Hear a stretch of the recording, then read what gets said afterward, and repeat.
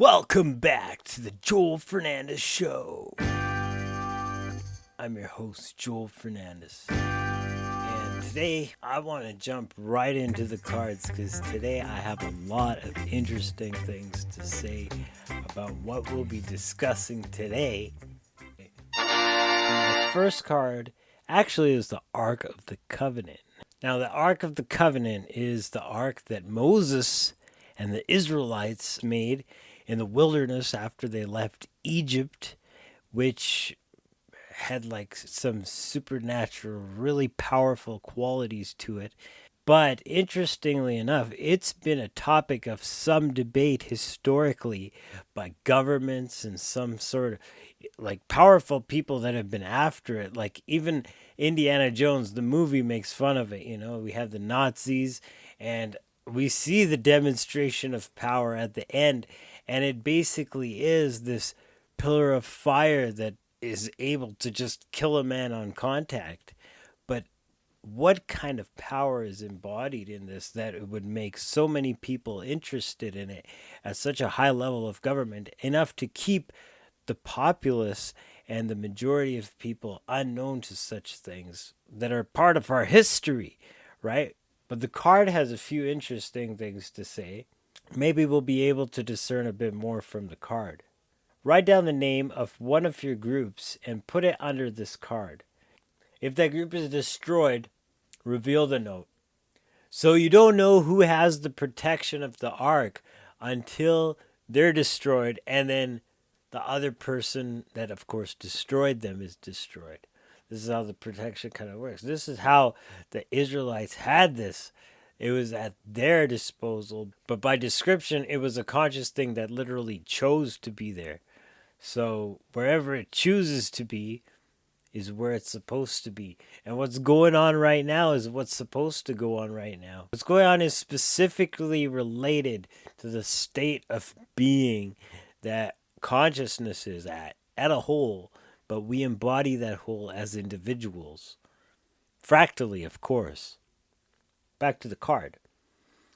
And the group that destroyed it is also destroyed unless it was an Illuminati. In that case, its owner must choose one group to lose. The destroyed enemy group counts for your goals, and you may put the name of another group in the ark. You may change the name in the ark during your turn only. And that's very interesting that it has that kind of protection. And you can choose like one person at a time to be protected by the ark. But if it's Illuminati, it won't be destroyed by the ark, but someone else on their team will be destroyed, which means that this might be something to do with the power that the Illuminati has, and they have countermeasures, or they have entities that might be operating on this same kind of warfare principle. Something to think about as we start to blur the dimensional lines. The age is ripe, and we're seeing it. We're seeing like literally the veil being pulled back. I mean, I don't want to get literal, but there's even a card about the Shroud of Turin. We're talking about the apocalypse, the pulling back of the veil, the revealing of truth and knowledge and real understanding and a deeper level of seeing and the dimensions being literally revealed. That's the whole transition into 5D. We're stepping into a higher state of awareness where we're able to see things differently, and we'll literally shed things from the 3D that don't exist in 5D, such as fear and, depression and all those things that come with it, anger and resentment and bitterness and all those things that disintegrate people and pull people apart and create a fundamentally chaotic world that's at odds with each other, where people are just trying to get one up on each other. Like crabs in the bucket, just everybody's trying to get out, but nobody's ever going to get out. Pulling back the veil will revealing truth, not just of our history, but check out what this card says.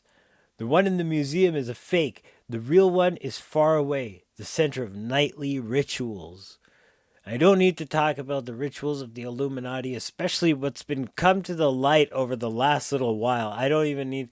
By the time I edit this and put this out, a lot more will have been revealed, and I don't want to be one of these guys. Let me tell you, when they come for you and you've done these crimes that have been committed have never been committed in the history of mankind, at least the recorded history of the way legislation has been documented. So, how do we keep a justice on track for these people?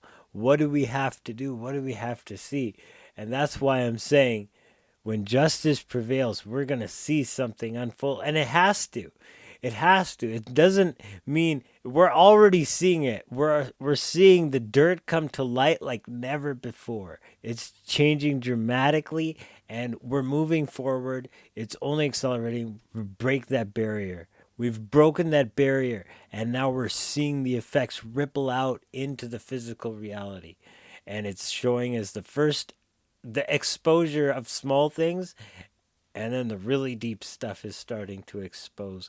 But as we said, we're draining the swamp and we're moving forward because these nightly rituals that are focusing all the earth's energy into the evil vortexes cannot be allowed to exist in the age that is the age of light, the messianic age, the age where Christ reigns. So we just have to shine our light individually, and we're just going to be contagious because light is contagious, and when there's light, there's no darkness. In fact, these rituals, many of them at least, they're practiced in absolute darkness.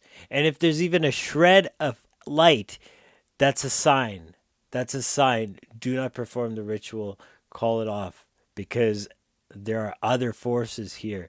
And that's how the dark operates. They don't understand the light. They cannot work with it. It exists on another dimension. And once the light shows up, boom, it's over. It's over. I'm not saying all the rituals are like that, but there are rituals like that. And these kind of rituals that are holding on to this kind of energy, embodied, of course, in the Shroud of Turin. Whenever you draw a plot or group card, you may look at the top card in the deck, and if you don't want it, take the bottom card instead without looking at it. So it kind of gives you the power to avoid circumstances as they're happening in order to get other circumstances which you won't know. But it's very interesting that these cards are the center of what dark forces all have their rituals around. Ultimately, there really is no substance of it in and of itself. I'm talking about the dark arts here, in that it doesn't pervert the actual original truth. And very interestingly, like what they're up against is very interesting because even if you read these treatises, they all specifically outline that they're basically a retaliation against this kind of doctrine. If this paradigm or like this kind of belief system is basically outdated and it doesn't, just let it play its course and people will leave it for the sake of logic or something at least more logical. But when you really get into it and you really look into the difference between the deep dark arts and, of course, light bearers and light workers, you see that it's all geared at extinguishing light because it cannot spread darkness. Darkness cannot spread the way light spreads. When light spreads, it extinguishes darkness by default. It doesn't have to try to do that. Just the act of shining your light, it spreads. It doesn't just affect the area where the light is, it radiates and it covers the whole area, as much of the room as it can, of course, to the ratio of the square of the distance. But here we have all these kind of artifacts that are used by these people, and then of course the populace is diverted from this whole thing. Another card in the deck, the Spear of Longinus. And what is this? This is the spear that pierced the side of Jesus when he was on the cross to make sure that he was dead. Because they were supposed to break his leg bones, because by crucifying somebody, you didn't bleed to death, but you basically suffocated because you couldn't keep heaving yourself up. So your arms were outstretched and you were just standing on a tiny little spot and you couldn't move your feet. So you basically suffocated, your lungs basically collapsed. It's that caused death at the end. It's not the loss of blood, but in Jesus's case, of course, with all the beating and everything that went on, he was already dead. And of course, there was a prophecy as well that mentioned something about no bones being broken. But here we have the spear that when it pierced Jesus, not just blood was in him, but something that the Bible calls water. And that's an allusion to him being a hybrid of the Elohim. We might get to that in another episode. I don't know, because it's very interesting and a subject of controversy to say the least. But the card here says that not only is this artifact both sacred and cursed, but it can be used as often as you wish. So I'm sure everybody wants a piece of this, even though it's a spear that supposedly caused this final wound in Jesus. It's not one of the stigmata. Those are the wounds in the hands and feet. And it's interesting because these actually show up in people. And it's a very interesting phenomenon that actually happens and has been documented. There's a lot more that goes on, and our physical bodies are manifestations of something much higher than this dimension. A lot is being uncovered in this time. It's great to be in the process of discovering this, because as it's unveiling, we get to be part of that discovery process. It can give +1 to any attack to destroy by any player or to any disaster. Any attack aided by the spear is considered magic, and magical defenses may help against it. So the spear has this power. But you think it's a story, and that's just one level of it. There's actually 4 levels and 7 layers of understanding. And those interpretations correspond to the 4 letters of the Hebrew word pardes, which the first letter of pardes, pe, corresponds to pshat, which is the literal meaning, and it's like the story value. And then you have remes, which corresponds to the letter resh, which means the allegorical meaning. And then drash, which corresponds to midrash, which is the midrashic meaning, which ties it in to, of course, the Torah shebe'al and or the oral law. And then you have sod, which is the deepest meaning, the metaphysical meaning, and that ties it into a lot of symbolism and a lot of correspondences. There's astrology mentioned, and it actually ties into this ancient knowledge, which is an ancient science on how all things are manifest within this fractal. So once you get through all those 4 layers, you have to come back and bring it through those 4 layers yet again and work your way back through the understandings of each layer back down the scale. And therefore you have 7 steps. It's a book that's written in a way, if you can call it that, that's like a code. It's a code that comes alive, but you have to read it in this layered way. And then once you reverse it back up on itself, it's like, I don't know, there's like some form of portal that's opened. And as we're talking about, it's literally the Elohim that wrote this book. One of those books is glowing. Yeah. Maybe we're seeing things. We both saw it. I guess so. Let's see which book it is. This must be the one. Look at this. Did you ever see anything like this before? I don't think so, but isn't it beautiful? It must be full of wonderful stories and even greater pictures. Let's open it. Okay. Can't budge it. It's impossible to open. Perhaps your father? Wait, I got an idea.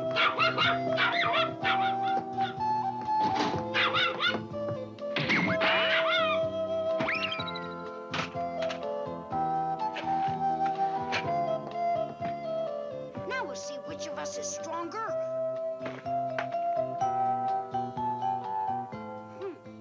Come on, Joy. You take one side and I'll take the other. All right, Chris. I can't believe it. This is an impossible book. Maybe we're not supposed to open it. Well, I want more than anything to see what's in it. Your wish is granted. Allow me to introduce myself. I am Superbook. Superbook? Books aren't supposed to talk. I can take you on great adventures if you believe. We believe. And behold.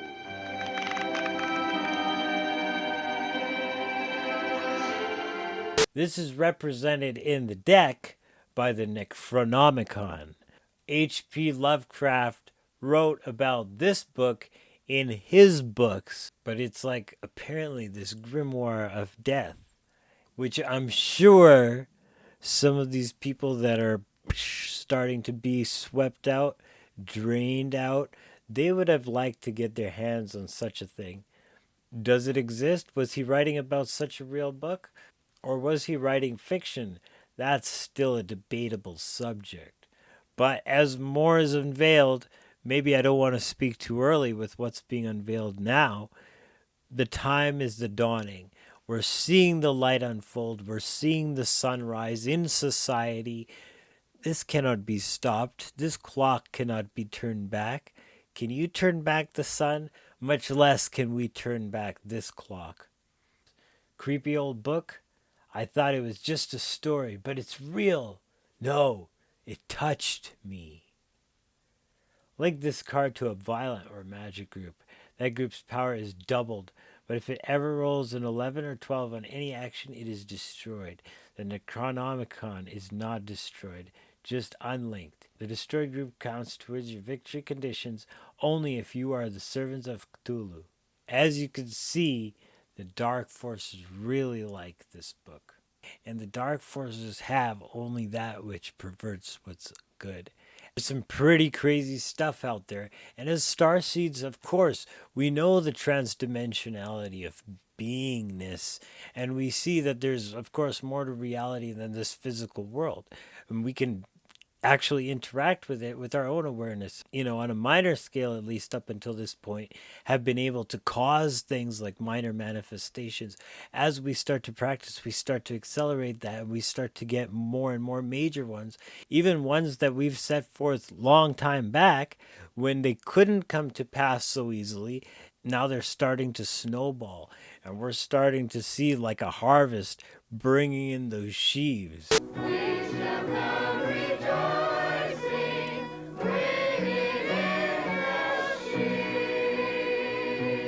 Good old church song. But the church and that whole institution has held on to this knowledge. They've been distributing it in their own little discrete amounts, but they've spread over the whole world. So they're not technically going to be held irresponsible by the custodians, by the Elohim, who are delegating them as the watchers in lieu. In the meantime, while Elohim are, so to say, dormant on this world, they have to delegate representatives. And unfortunately, those representatives are corrupt as shit. So we have to take it back, and we have to reclaim the power as individuals. We're the light. We have to. And once we shine, they'll have nowhere to go. The darkness will be over with. And it's over. It's over because the sun is risen Christ. It's the Messianic age. A lot of these cards, actually, as I'm looking through them, they're going to start to be outdated because what's being exposed now in this period of time is honestly making some of these things irrelevant. Like, there's still cards that I'm going to talk about, but it's a good thing because we're moving forward and we're going to have subjects that are much more about light and a much more higher frequency and ideology and paradigm that right now we can't fathom. Maybe we can imagine these concepts. Maybe we can start to think of them, but we can't imagine them actually occurring on the world stage. But they're going to start to happen as this momentum accelerates. You see this card on the church, and I say the church because they've set themselves up as the church. It's very easy to say something and then just say it. But your whole power structure is immune to attacks from peaceful groups. But their day will come. That day will come when I stand and see all those wicked men in the fire getting burned. That day will come when they will try to escape and there will be nowhere to run. That day will come when I shall see they handing over bombs and bayonets and bullets and guns. That day will come when Emperor Selassie I shall rise the whole of the ghetto youth them from out of Islam, yeah. The church's day will come. We have this card in the deck, and it's talking about the church. There's nothing to say here. Immune to attacks from peaceful groups? Well, you know what? Their day is coming, and it's the peaceful groups that are going to take over the world. It's the meek that will inherit the earth. And those aren't the people that just let anybody step on them. Those are the people that submit to righteousness, to the truth and the truthers, the truth seekers, the people that really shine that light. That's who will inherit the earth, because light always takes over the darkness. It's just a period of night that we're in, but we're seeing that sunrise. You know what? It seems like the darkest hour, and we see like even the proof. Remember, like Al Gore had the proof, and now you have algorithms. I'm not going to really get into the green language and etymology and light etymology, but it doesn't take much to see how they've set themselves up and created powers from really high up are pulling the strings here. Unseen powers that don't play on the visible world stage. They always hide behind the curtain so you don't know who it is. Do you presume to criticize the great Oz? You ungrateful creatures think yourselves lucky that I'm giving you audience tomorrow instead of 20 years from now. Oh, the great Oz has spoken. Oh, pay no attention to that man behind the curtain. And they have the puppets. Their little guys are the politicians. What do you mean? I'm the leader of this country and president of the 8th grade camera club. You are not a president. You are nothing but a puppet ruler. Me? A puppet ruler? I don't believe it. I can make you do anything I want. Absolutely anything. I can make you dance. I can make you sit or kneel. Or I can take away your power like this. And those politicians are who you think are the dirty ones. Like, when you blame a politician and say, how can they be so dumb? Just think that they're doing something that is the decision of a much higher entity. We're not even going to talk people here. We're going to talk corporations and maybe even higher forms of net awareness than that. But they're not dumb. They're acting on an agenda, and they know the plan, and everything in that agenda is being carried out to a T. So don't blame them for stupid decisions, because they know exactly what they're doing. Don't blame them that education doesn't work, because it's doing exactly what they want it to do. Don't blame them that the employment scene is not where it wants to. They know exactly where. Or the economy, right? And everything, of course, right now, there's a balance of power that's really being wrestled out. But it's all deliberate. And if it can be controlled under this form of tension, then we're starting to see that it has a lot. But what's being revealed now, I mean, heck. Just think about it. You got to look at that whole operation and say, was it worth it to reveal, like, anybody in the military? Like, you don't reveal a covert even not in the military. You don't tell a secret plan. Like, you don't tell your friends, like, even other people that you don't trust or that aren't going to be at the surprise party. You don't tell them about a surprise party. Even the people that you tell about the surprise party, you know, you got to make sure, like, hey, don't mention it and it's a surprise and blah, blah, blah. So you got to be really careful when you do things like that. And when you're doing a covert operation that can blow it for a lot more than just yourself here, you're not going to tell anybody your best plan. So as we see, this plan that's moving forward has the momentum that is actually coming through from a different dimension. As I said, as the sun rises, it just manifests as change in the physical world. That's all this is. So it doesn't matter how it happens. That change is unfolding. This wave is crashing forth on the shores of a new continent. But like I said, we're all the little lights and we all got to shine. It might be dark now, but we each got little lights that we got to shine.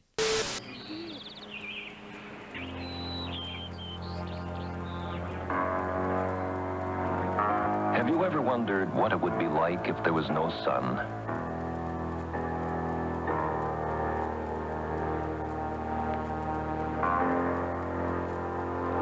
Or what if there was no moon? What if there was no light left in the world at all? No one could see. Everyone would be lost. Nobody could find their way. Help, I can't see. I'm afraid of the dark. Who turned out the light? I'm lost.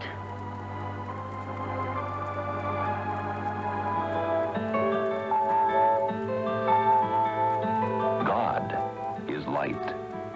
If you know him, then let his light that is inside you shine.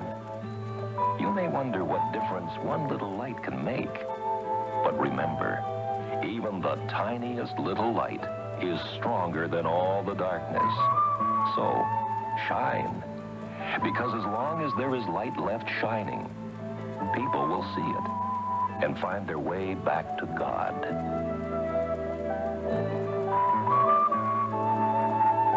But in shining, we actually manifest more of the world. And we don't know the decisions that we're making, but we got to rely on the guidance within us to make decisions in the moment that will line up in the future. Imagine if you see somebody, you don't know them, on your first conversation.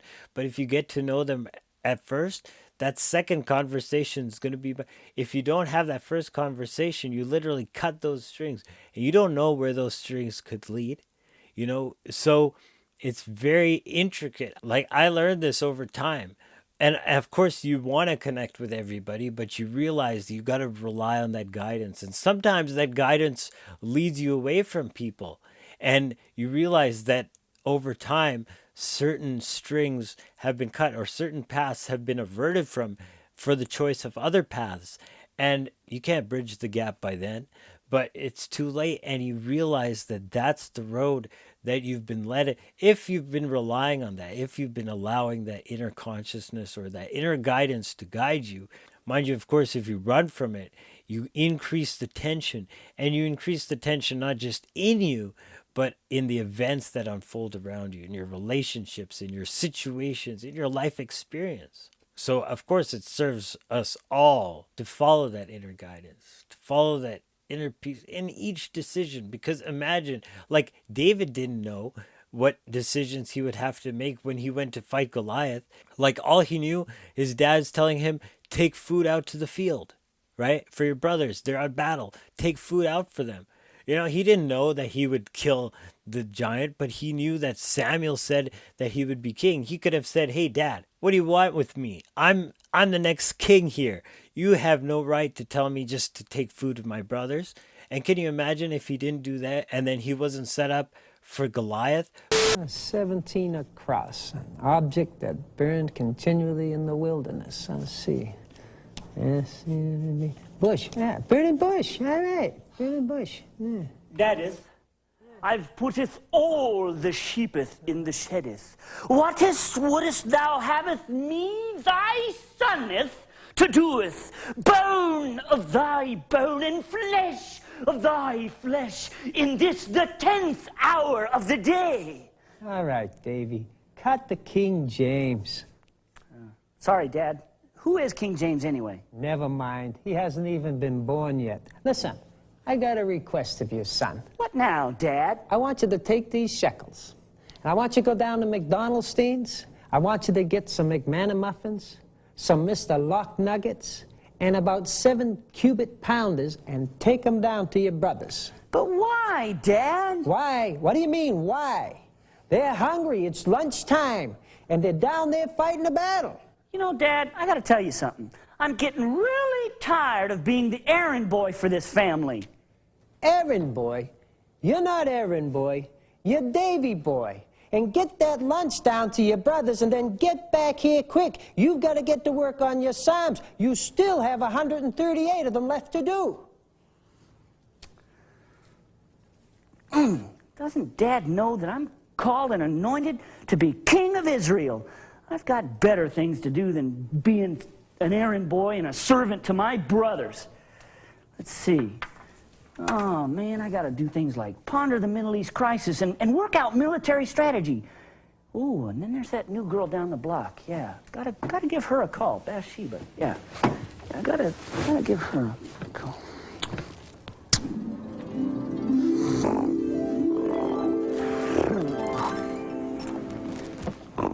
Davy, what are you doing? You're supposed to get lunch down to your brothers and bring me me back the game pieces. Come on, Dad. You're acting like if I don't get my brother's lunch, it's going to change history or something. All right, little brother. Where is the lunch that you were supposed to bring? Abinadab, what happened? What, Dad? This Philistine thrust me with a spear. Of course, it went through so easy because there wasn't any lunch there to stop it, Davy. Well, gee whiz, it's not too late. You know, I could go to McDonald's Teens right now and pick up some Big Macalites for everybody. All right, Davy, forget it. We're history. This big, hunkered giant Goliath killed 2/3 of the Israelites. Then he ate the other third. I'm the only one to escape. That was just so I could be in this skit. And when it's over, I'm dead too. Well, gee whiz, you're acting like it's my fault or something. But then, by slaying Goliath, that set him up to be the next king. That's crazy, but can you imagine? It's those small decisions that we make in each moment that actually line up for those futures that either make or break us. And when the circumstances are around us, when they overwhelm us, and when we're overwhelmed by the emotions, and we say, how do we manifest a new reality now? By then we've already manifested a lot, and we have to clean up a lot of mess. But it's all possible. It's all possible. And whatever you want to think of, if you can clean up that mess and hold on to that vision, of course you can manifest it. So we can manifest it. We're manifesting the new earth here. So let's go for it. Let's have some real fun here. And evil is running scared. Like, as this veil is coming back, like you saw with the impeachment, you saw with all the stuff that they tried to do, that there's no success in darkness when the light is there, when the light is coming through, when this messianic anointing is literally the Christic light shining in the physical world.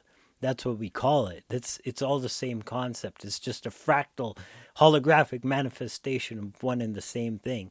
This energy that filters through different layers of dimensions and understandings and emanations and manifestations and forms and ideas, and that's what this is. So there's no way that it can hide, and they're running scared. And what's the power? That power is in our choices and how we literally, what we say, what we think, and what we do. And what we say fuels that more than anything else, because what we do, by the time we do it, it's too late. And thinking it, we can entertain it, but it doesn't really fuel much to think about. We could think about things all day long, but when we say it, then it creates some form of interaction with the physical world. And of course, the audio waves and all that, they never really die. And of course, this goes even further when you write it out, because when you write it out, you are doing that statement. So it's like you have a mantra, a thought, and then you say it as a vocalization, right? But then you can write it out. And as you write it out, you actually create a physical manifestation. That's actually like the first step. But don't visualize yourself writing out affirmations, because chances are you'll manifest yourself. Actually, it's 100% likely then you'll manifest yourself writing out those affirmations. I've done it. I've done it many times. I thought, oh yeah, I want to make certain affirmations real. So I saw myself writing them out. And then the next day I knew I was writing them out. Or like a week later, I was writing out those very words. And then I realized, hey, is this my visualization manifested? So you don't want to manifest the middle scene. So of course, in writing it out and in feeling it, that is what manifests it. But we want to be very specific with our visualizations. And of course, we want to be very specific with our attitude, how we're approaching things. Because it's very easy to manifest things going wrong.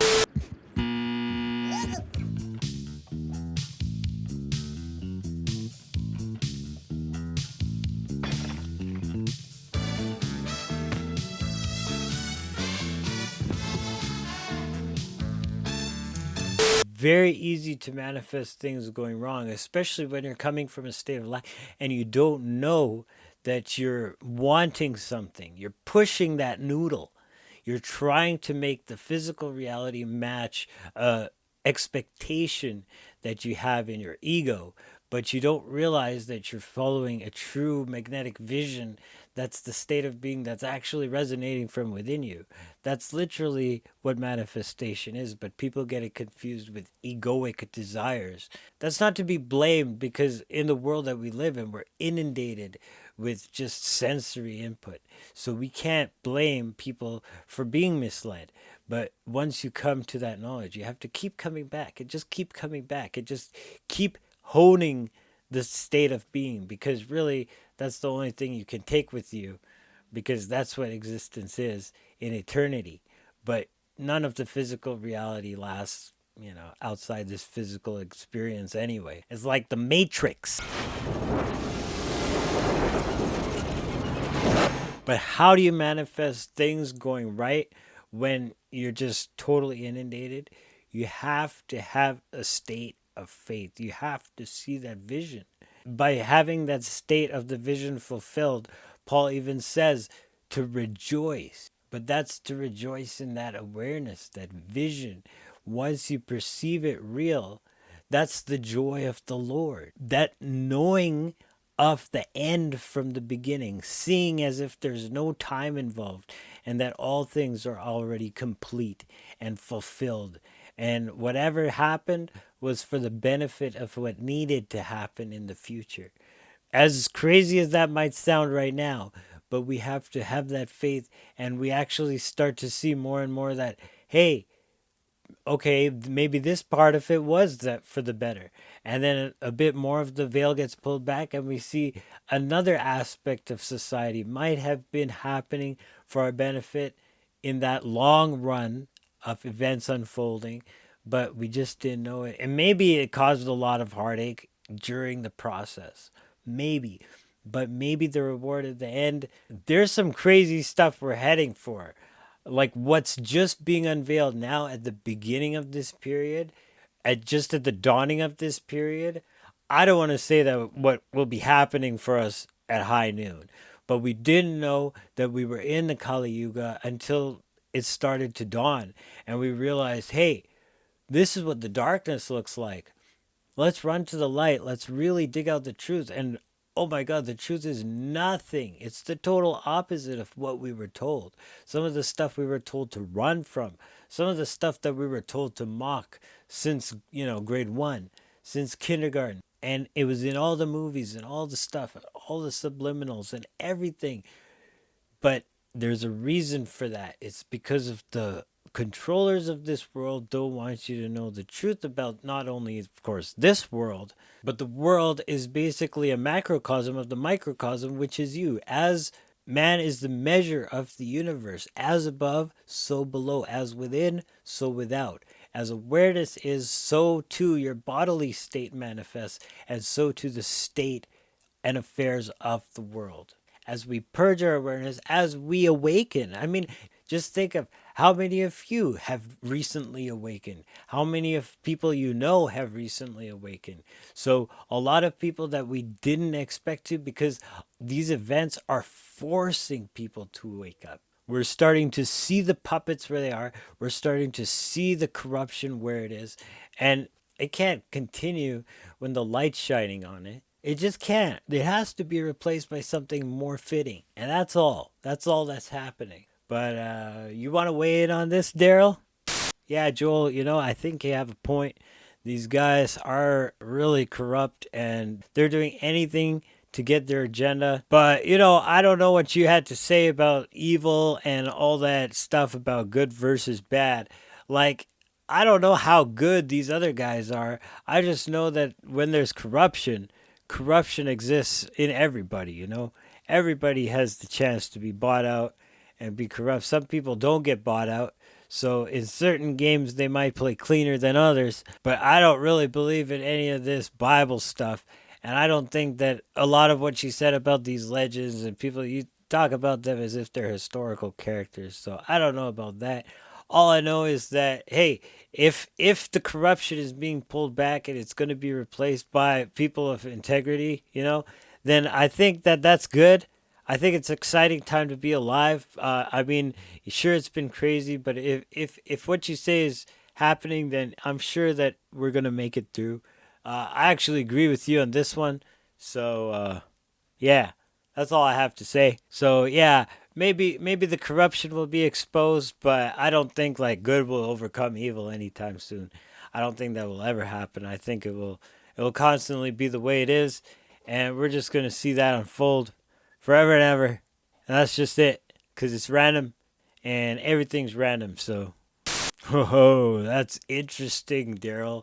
That's interesting because the corruption that's being exposed is being exposed. But it is a phenomenon of the light.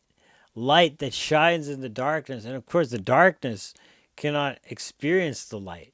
But once that light is kindled on an individual that was once a part of this darkness, then that one actually becomes a light. And it becomes a threat to the darkness itself. And there's nothing that the dark forces, and like I spoke of before, they hate nothing more than one of their members to leave. And you know what? There is no way to leave.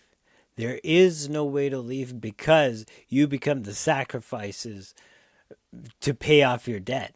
And the thing is that the only way to leave is to come to the light. That's the only way. And people buy it when they first enter and they're like playing with games and they're like, oh yeah, I'll light a few candles and do this stuff. And that's all well and good. But then they're like, hey, you want to see some real power? And then boom, you can really like affect manifestations, right? If you work from other dimensions. But we have that power as individuals and in connection with Elohim of light. We have that power. So we can't be subdued by dark forces. And now it's going to be less and less because the light is overtaking, but is shining out the slime that's been existing in the corners all this time. So it's going to look ugly, but it's actually things that have existed, hey, since some of them since time immemorial. But the key to manifesting, and that's awareness, is faith. And of course, all the rituals that they do, what it is an effect to create a state of being. That state of being manifests the outcome. It's very interesting how the energy is created and channeled through in certain rituals. But the best ritual is to rejoice. If you have a state of being that's joyful and grateful and thankful for the end before it manifests, or as if it's manifested rather, because if you've seen the vision already fulfilled in visualization, in journaling, or in your vision board, whatever, in your imagination, that's the conduit to the quantum possibility. Once you see that reality, all you have to do is maintain that state of being, and the events will unfold that will bring you to experience that as a state of being. That's how awareness works. And they knew this in ancient Yehuda. Like, actually, you know what? I'm going to go out with this song because it's a very interesting thing talking about when we have like a desire for anything, it exists already in the other dimensions completed. All we have to do is enter into that state of being and we bring that through. So Jehoshaphat was the king and he got word that there was attackers coming. But what he did was he consulted the priests and a prophecy came through, like literally an oracle. And what it said was, don't worry because you're not even going to have to fight. So what did that do? That created the state of being of awareness. That's what prophecy is. It's not foretelling the future. It's words that create the state of being, and those state of beings manifest the future. That's how it works. And a lot of people get all worked up and say, oh, this prophecy is off and blah, blah, blah. It's because the state of being. They're all there to create state of beings. So the state of being manifests, and that's the bottom line. But other things can bridge and lead and steer that in different directions. Anyway, this prophecy said that you will not need to fight. So Jehoshaphat said, how can I act on this? Right? That's the way to basically create the ripples. So he said, if I didn't need to fight and these guys were gone, then we would be celebrating. So he said, instead of the army, we're just going to send the musicians and they're going to be rejoicing and singing the songs of celebration and all this stuff. And when they got to the battlefield, they realized that they were ambushed by another group. And then because of that ambush, these guys that were left were fighting amongst themselves, wondering like who set up the ambush. And then everybody just ended up killing everybody else, which is crazy. But that's what happened. The outcomes that are impossible are the manifestations that are just a method of awareness. That's just a function of using our own consciousness. And that's the power that we have. And we're waking up to it as we wake up in this new era. So let's have some real fun. Let's create a world that we know we're deserving of, that we can really have some real fun in. So with that being said, have an amazing day and shine your light.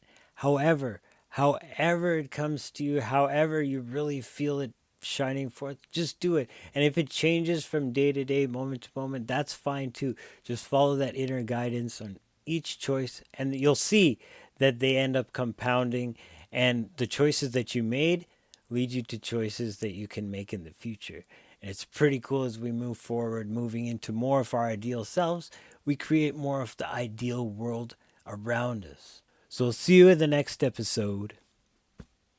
Agape, salaam,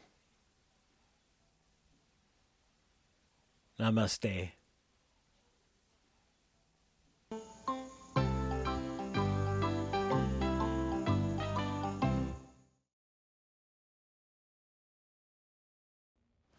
Hey, come here. I want to read you a story out of 2 Chronicles chapter 20 about King Jehoshaphat and how he defeated his enemies. Wait, I got a better idea.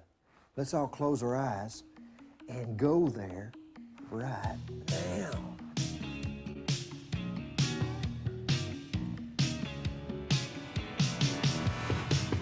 Came and knock on the door, the royal palace of the king. It startled old King Jehoshaphat, who was sitting on his throne so much he just yelled out, "Come on in." You see, Jehoshaphat was a very good king. He loved the Lord with all he had. And because of this, all of Judah was blessed throughout the whole land. Well, that servant, he just came busting into the palace, so excited he could barely talk. He said, "King, we in big trouble. Oh, let me tell you what I just saw. But fear not, your God is in you. Fear not, just praise the Lord. We'll fight your battles for you. There's nothing that he won't do. But you must fear not."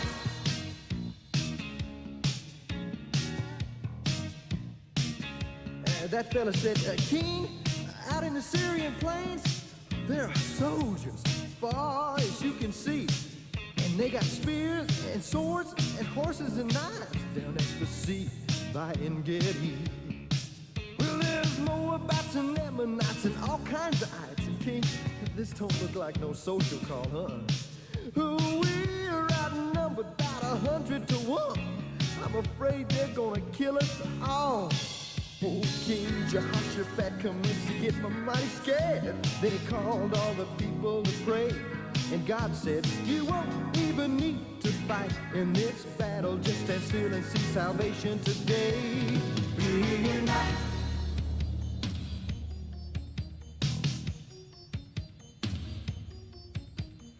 Next morning, they got up real early. Old King Jehoshaphat had the strangest plan. He said, instead of putting the army out front like we usually do, we're gonna put the band. So the drums kicked it off like this, Lynn. Could I have a little bass guitar now? Yeah. Yeah, they started moving a little bit then. Could I have a little guitar? Yeah. Oh, yeah, they started walking down the road, and they were starting to feel a little better. And then the orchestra came in playing. All right.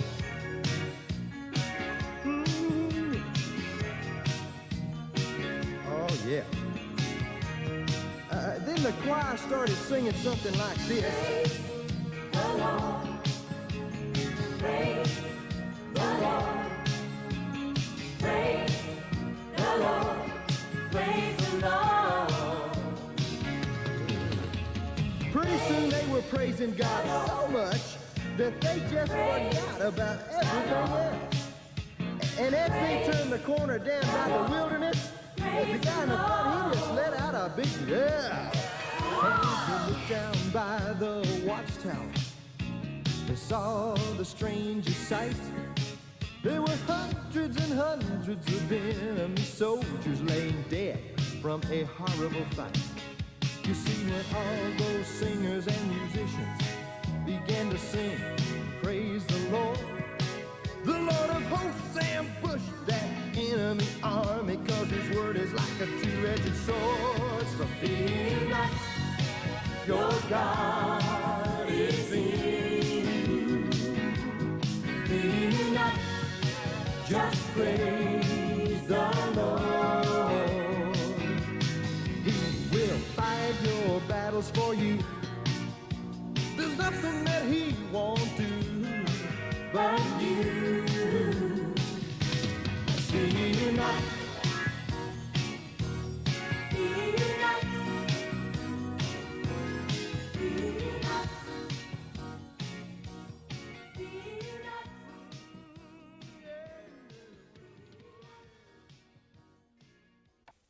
Oh, these lights.